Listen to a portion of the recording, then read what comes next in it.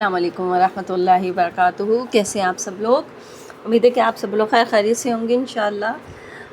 ہم انشاءاللہ اپنے ٹاپک کو آگے بڑھاتے ہیں اور آج ہم پڑھیں گے الشفتان، ٹھیک ہے؟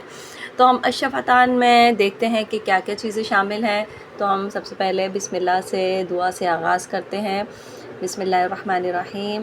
رب اشرح لی صدری ویسر لی امری واحلل عقدۃ من لسانی یفقہوا قولی رب زدنی علما اللہم فقہنا فی الدین آمین۔ چلیں جی، الشفتان دونوں ہونٹ۔ الشفتان کس کو کہتے ہیں؟ الشفا کہتے ہیں ایک ہونٹ کو، اور الشفتان دو ہونٹ، ٹھیک ہے؟ عربی میں شفا ہونٹوں کو کہتے ہیں۔ الشفتان سے مراد ہے دونوں ہونٹ۔ الشفتان سے 4 حروف ادا ہوتے ہیں، میم، با، واو اور فا، ٹھیک ہے؟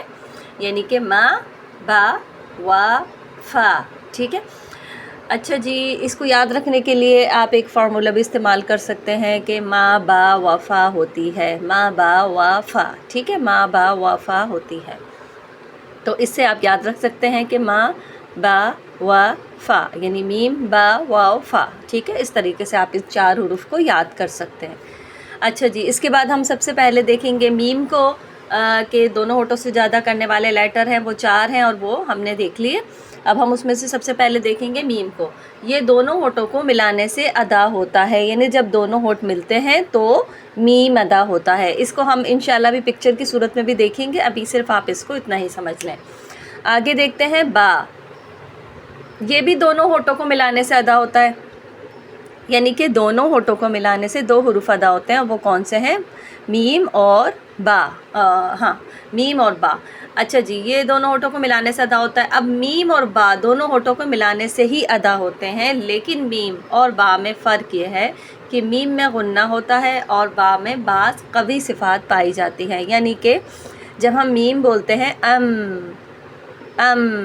تو یہ غنہ جو ہے وہ ناک سے نکلتا ہے، اور اس کی جو ایک ساؤنڈ آتی ہے وہ ناک سے آتی ہے، تو وہ اس کو ہم جب ادا کرتے ہیں تو غنّے سے ادا ہوتا ہے۔ اور با میں کیا ہے؟ با میں تھوڑا سا جماؤ کے ساتھ ادا کیا جاتا ہے، یعنی اگر ہم دیکھیں تو میم کو بڑے آرام سے ادا کر لیا جاتا ہے، اب، یعنی جب ہم با ادا کرتے ہیں تو با کے اندر ہونٹوں کو اچھی طریقے سے ایک اسٹرانگ طریقے سے لگایا جاتا ہے، جبکہ میم میں بڑے آرام سے لگا لیتے ہیں، اور اب میں قوی صفات ہوتی ہے، اسی لیے اس کو اچھی طریقے سے با کے اندر ہونٹوں کو پورے بند کر کے اس کو تقریباً تھوڑا سا ہلکا سا آپ کو جماؤ کے ساتھ کرنا پڑتا ہے، ٹھیک ہے؟ آگے آ جاتے ہیں ہم واو کے اوپر۔ یہ دونوں ہونٹوں کو گول کرنے سے ادا ہوتا ہے، ہونٹوں کو مکمل طور پر بند کیے بغیر۔ اب یہ کیا بات ہے کہ ہونٹوں کو گول بھی کرنا ہے اور مکمل بند بھی نہیں کرنا؟ تو بند کرنے سے مراد یہ کہ ابھی ہم دیکھتے ہیں اس کو مکمل طور پر بند کیے بغیر، تاکہ آواز جاری رہے، یعنی گول اتنا کرنا ہے کہ ہونٹ بند نہیں ہونے چاہیے، بلکہ ہونٹوں میں اتنا سوراخ ہونا چاہیے جس سے آپ کی ایک چھوٹی انگلی یا پینسل منہ کے اندر چلی جائے، ٹھیک ہے؟ یعنی دیکھیں نا کہ جب ہم بالکل ہونٹ بند کرتے ہیں، جیسے ہم گول کر لیتے ہیں اپنے ہونٹوں کو آگے کی طرف بڑھا لیتے ہیں، تو وہ پورے گول ہو کے بند ہو جاتے ہیں، لیکن ہمیں واو کے لیے ایک اسپیس ہونا ضروری ہے، اتنا اسپیس ہونا ضروری ہے جتنا کہ ایک پینسل یا آپ کی ایک چھوٹی انگلی اس کے اندر چلی جائے، ٹھیک ہے؟ تو اس سے پھر واو ادا ہوتا ہے۔ اکثر لوگ اس کو فا کے مخرج سے ادا کرتے ہیں، واو واو واو۔ دیکھیں جب آپ کہتے ہیں نا واو، تو وہ اس کا مطلب ہوتا ہے کہ آپ اس کو فا کے مخرج سے ادا کر رہے ہیں۔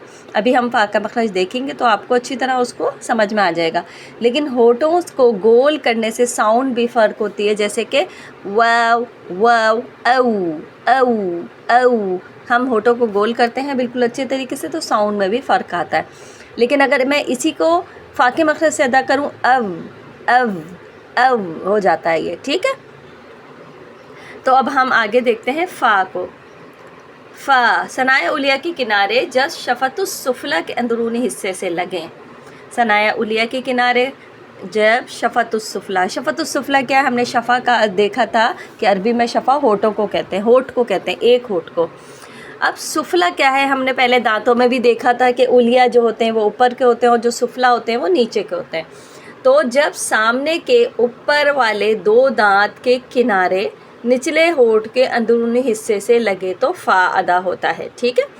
تو اتنا بڑا جملہ بولنے کے بجائے اگر ہم اس کو یاد کر لیں کہ ثنایا اولیاء کے کنارے جب شفۃ السفلیٰ کے اندرونی حصے سے لگے تو بات اچھی بھی نظر آتی ہے اور شارٹ بھی ہو جاتی ہے. ٹھیک ہے. عربی زبان کی یہی خوبی ہے کہ وہ کم الفاظ کے اندر پوری بات ایک جامع بات آ جاتی ہے، جامع کلام آ جاتا ہے. ٹھیک ہے. تو اس کو ہم دیکھ لیتے ہیں. تو ہو گیا ہمارا فا. تو ہم نے یہ چاروں لیٹر دیکھ لیے الحمدللہ کہ ما، با، و، فا، اور یہ ہم نے چاروں لیٹر دیکھ لیے کہ کہاں سے ادا ہوتے ہیں. یہ چاروں لیٹر ہونٹوں سے ادا ہوتے ہیں. آخری ہمارا جو باقی ہے وہ ہے الخیشوم. الخیشوم ہم نے دیکھا تھا سب سے لاسٹ میں مخارج الرئیسہ للحروف میں کہ الخیشوم تھا. تو الخیشوم یہ ناک کے سوراخ سے لے کے منہ کے اندر کی جانب کا حصہ ہے، یعنی جو ہمارے ناک کے جو سوراخ نظر آ رہے ہیں آپ کو، اس سے لے کے پورا ایک ہمارے، آپ کو تو یہ بات اچھی طرح پتہ ہوگی کہ یہ جو ہماری ناک کے سوراخ ہیں وہ ہمارے حلق میں جا رہے ہیں. جیسے اکثر ہم ناک کے اندر کوئی چیز ڈالتے ہیں تو وہ ہمارے حلق میں چلی جاتی ہے، جیسے دوائی وغیرہ یا کبھی پانی چلا جاتا ہے تو وہ ہمارے حلق میں آ جاتا ہے.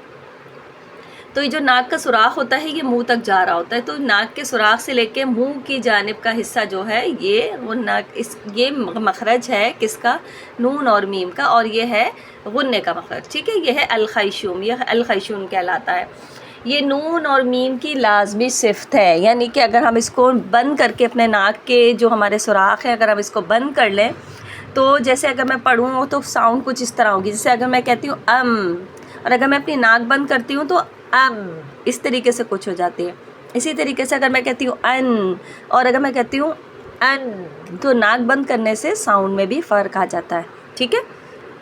اب ہم اس کو تھوڑا سا پکچر کی صورت میں دیکھ لیتے ہیں. اب یہاں پہ دیکھیں با کے اندر، اچھا یہ تو تھوڑا سا انہوں نے پکچر کے لیے تھوڑا سا مسکراتا ہوا بنا دیا ہے، لیکن اگر جیسے آپ دیکھیں میم، اس میں دیکھیں تھوڑا سا میم کے اندر اسی طریقے سے با میں بھی ہوگا اب، لیکن اب کے اندر تھوڑا سا جب ہم جماؤ لے کے آتے ہیں تو وہ تھوڑا سا پھیل جاتے ہیں ہونٹ.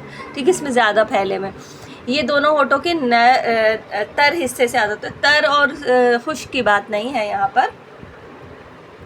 یہاں پر جو اس میں لکھا ہے اس کو آپ وہ مت کیجیے گا، لیکن یہاں تک جو ہے دونوں ہونٹوں کو ملانے سے ہی اسی کو ہم دیکھیں گے. ٹھیک ہے. انشاءاللہ ہم خشک اور تر حصے کو نہیں دیکھیں گے.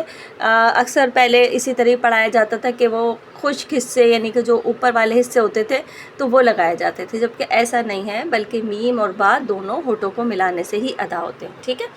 فا کے اندر یہ صرف میں آپ کو پکچر دکھانا چاہ رہی تھی اصل میں، تو یہ پکچر کچھ اسی طریقے سے ہوگی کہ جیسے فا کے اندر دیکھیں اب یہ دانت جو ہیں آپ کے یہ نیچے والے ہونٹوں کے اندرونی حصے سے، یعنی کہ جو اندر کا حصہ، ایک تو اوپر کا حصہ ہوتا ہے جہاں پہ ہم سمجھ لیں کہ لپسٹک لگاتے ہیں. ٹھیک ہے. وہاں کو چھوڑ دیں آپ، بلکہ جو اس کے اندر کا حصہ ہے وہاں پر لگیں گے. ٹھیک ہے. تو یہ دیکھیں ثنایا اولیاء کے کنارے شفۃ السفلیٰ کے اندرونی حصے سے لگ رہا ہے. ٹھیک ہے.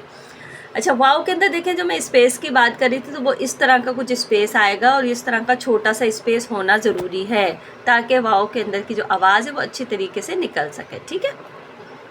اچھا اب ہم دیکھ لیتے ہیں غنہ کو.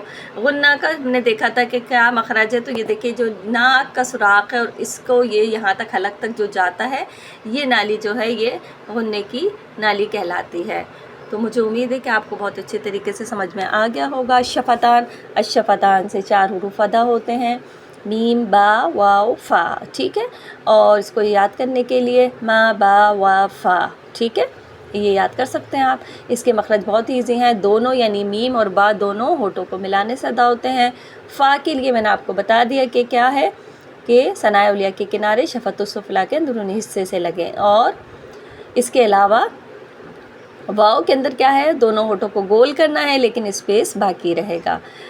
سبحانک اللہم بحمدک نشہد ان لا الہ الا انت نستغفرک ونتوب الیک. السلام علیکم ورحمۃ اللہ وبرکاتہ.